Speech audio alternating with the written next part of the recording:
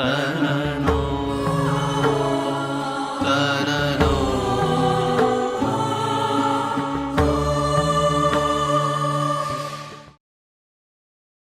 आप समझाते हैं कि शिव पुराण में भगवान शंकर का सकल स्वरूप यानी मूर्ति साकार स्वरूप है और निर्गुण निराकार रूप निष्कल स्वरूप शिवलिंग है, जो अनंत प्रकाश का प्रतीक है।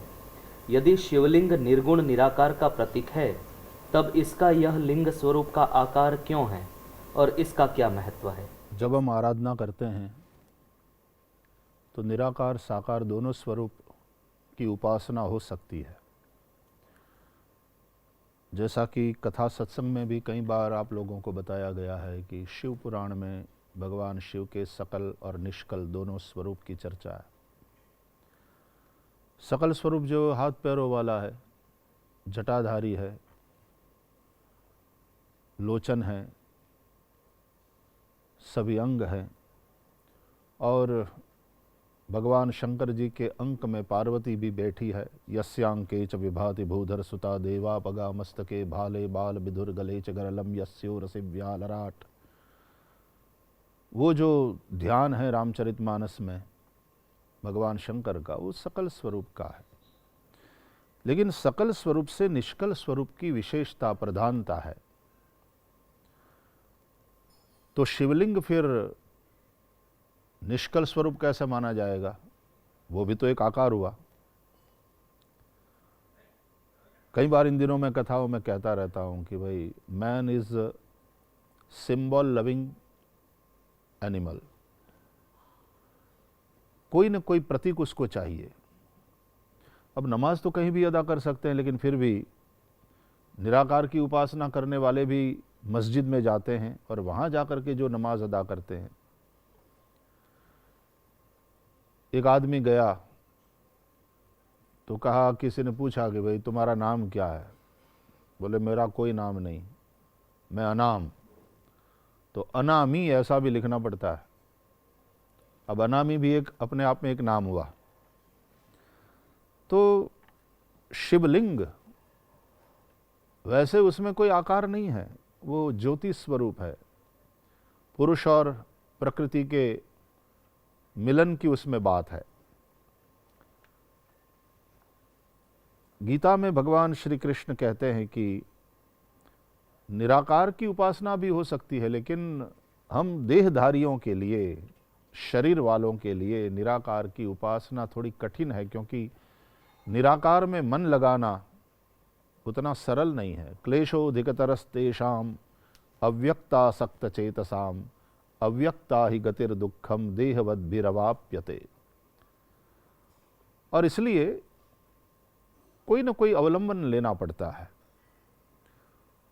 तो इसलिए निराकार की, निष्कल स्वरूप की भगवान शिव की उपासना विशेष महत्व रखती है। और इसलिए हमारे यहाँ ज्योतिर्लिंग का महत्व है। 12 ज्योतिर्लिंग की हम यात्रा करते हैं, लेकिन वहाँ पर भी शिवलिंग के रूप में या कोई न कोई चिन्ह के रूप में हम भगवान शंकर की उपासना करते हैं। वास्तव में हम मूर्ति की पूजा नहीं करते हैं, उस मूर्ति के माध्यम से जिस तत्व की हम पूजा करते हैं वो वास्तव में अव्यक्त ही है, निराकार ही है और वो नित्य है। हम उस तत्व की पूजा करते हैं, उसको हम ब्रह्म कहते हैं। श्रीमद् भागवत में भी ये 3 शब्द भगवान वेद व्यास जी ने कहे हैं, ब्रह्म, परमात्मा और भगवान। और कहा है कि वदन्ति तत्त्वविदस्तत्वं यज्ञानम अद्वयम ब्रह्मेति परमात्मेति भगवान इति शब्द्यते। तो वही अव्यक्त चेतना जो निर्गुण निराकार है उसको हम ब्रह्म कहते हैं। उसी को योगी परमात्मा कहते हैं और भक्त लोग भगवान कहते हैं। निर्गुण निराकार जो अव्यक्त चेतना है, परम चैतन्य, उसको ब्रह्म कहते हैं, जो सबका कारण है और उसका कारण कोई नहीं। लेकिन वही चैतन्य जब माया विशिष्ट होता है तो हम उसको ईश्वर कहते हैं। और वो फिर जब किसी न किसी रूप में अवतरित होता है, चाहे वो मत्स्य रूप हो, चाहे कूर्म रूप हो, चाहे वाराह रूप हो, चाहे नरसिंह रूप हो, वामन हो, उन्हें हम भगवान कहते हैं। इसलिए वराह भगवान, नरसिंह भगवान, कूर्म भगवान, मत्स्य भगवान, भगवान परशुराम, भगवान राम इत्यादि।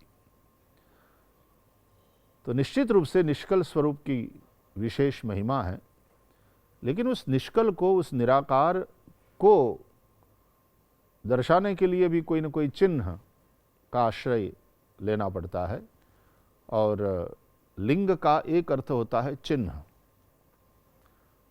तो ज्योतिर्लिंग एक ज्योति स्वरूप है, और उस रूप में हम उसकी आराधना करते हैं। तनो